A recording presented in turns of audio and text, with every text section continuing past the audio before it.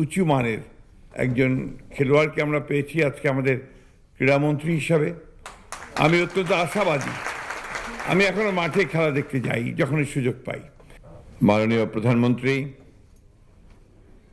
অত্যন্ত প্রিয় মাননীয় ক্রীড়ামন্ত্রী, মন্ত্রী পরিষদের সদস্যবৃন্দ, আমাদের সম্মানিত কর্মকর্তাবৃন্দ এবং সুধীবৃন্দ, এবং সবচেয়ে প্রিয় আমাদের ছেলেমেয়েরা যারা আজকে এখানে সম্মাননীয় উপস্থিত হয়েছে। আমার অবস্থা অনেকটা আগের বক্তা নাহিদ নাম ছিল বোধহয়, না তার মতো, কারণ আমি একেবারেই প্রস্তুত, আমাকে বলা হয়নি যে এখানে কথা বলতে হবে।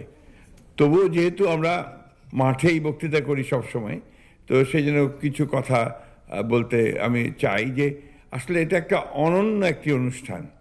এই অনুষ্ঠানের পুরো পরিকল্পনাটাই হচ্ছে, আমি যতদূর জানি, আমাদের মাননীয় প্রধানমন্ত্রীর, এবং সেই সঙ্গে একজন জাতীয় পর্যায়ের অত্যন্ত উঁচু মানের একজন খেলোয়াড়কে আমরা পেয়েছি আজকে আমাদের ক্রীড়ামন্ত্রী হিসাবে। আমি অত্যন্ত আশাবাদী। আমি এখনো মাঠে খেলা দেখতে যাই যখনই সুযোগ পাই। এটা যেহেতু আমি নিজেও মাঠে অনেক সময় বিচরণ করেছি, যারা মাঠে যান তারা বোঝেন যে মাঠ কত প্রিয় হতে পারে। আমাদের অনেক সম্ভাবনা আছে, আমাদের এই ছেলে মেয়েদের মধ্যে প্রচুর সম্ভাবনা আছে। আমরা যদি তাদেরকে ঠিকমতো করে পালন করতে পারি তাহলে আমরা আরও অনেক সম্মাননা আনতে পারবো। এবং ইতিমধ্যে মাননীয় প্রধানমন্ত্রী আমাকে যেটা বললেন যে ইতিমধ্যে যে পরিকল্পনা নেওয়া হয়েছে, একেবারে স্কুল পর্যায় থেকে ট্যালেন্ট হান্ট করে আপনার খেলোয়াড়দিকে তুলে নিয়ে আসা, এটাই হচ্ছে একমাত্র প্রকৃত পথ দেশকে খেলাধুলার ক্ষেত্রে সামনে এগিয়ে যাওয়ার।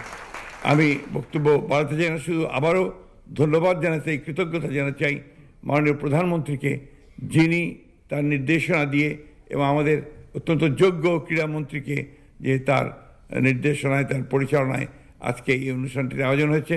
এবং আমি বিশ্বাস করি আগামী দিনগুলোতে আমরা ক্রীড়াক্ষেত্রে সাফল্যের পরে সাফল্য অর্জন করতে থাকবো। ধন্যবাদ সকলকে। আসসালামু আলাইকুম।